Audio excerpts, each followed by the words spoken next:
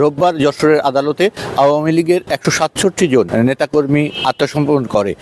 বিভিন্ন মামলায় আদালত তাদের জামিন নামঞ্জুর করে কেন্দ্রীয় কারাগারে প্রেরণের নির্দেশ দেয়। আদালত থেকে যখন পুলিশ পিকআপে এসব নেতাকর্মীদের নেওয়া হচ্ছিল, এই সময় তাদের আইনজীবী অ্যাডভোকেট কবির হোসেন জনির নেতৃত্বে আদালত চত্বরে আওয়ামী লীগ এবং সাবেক প্রধানমন্ত্রী শেখ হাসিনার পক্ষে স্লোগান দেওয়ার কারণে গতকাল রাতে যশোর জেলা পুলিশ অ্যাডভোকেট কবির হোসেন জনিকে গ্রেপ্তার করে। আজকে বিএনপি অফিস পোড়ানো মামলায় তাকে আদালতে চালান দেওয়া হয় এবং আজকেও কবির হোসেন জনির পক্ষে যশোরের প্রায় অর্ধশত আইনজীবী জামিনের আবেদন করলে আদালত তার জামিন নামঞ্জুর করে কারাগারে প্রেরণের নির্দেশ দেন। মাঠের অলরাউন্ডার আমি, আর ঘরের অলরাউন্ডার টাইলক্স।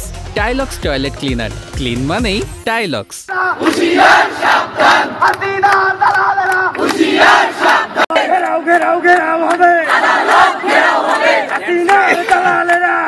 আজকে জনিকে যখন আদালতে হাজির করা হবে, এই সংবাদে বৈষম্য বিরোধী ছাত্র আন্দোলনের নেতাকর্মীরা আদালত চত্বরে অবস্থান নেই। গত 16 বছরে আওয়ামী লীগ সরকার যে সকল অন্যায় অবিচার করেছে, যত বৈষম্য করেছে, যত খুন গুম এবং টাকা অর্থ পাচার করেছে, সবকিছুর বিচার হওয়া চাই, সবকিছুর বিচার হওয়া চাই।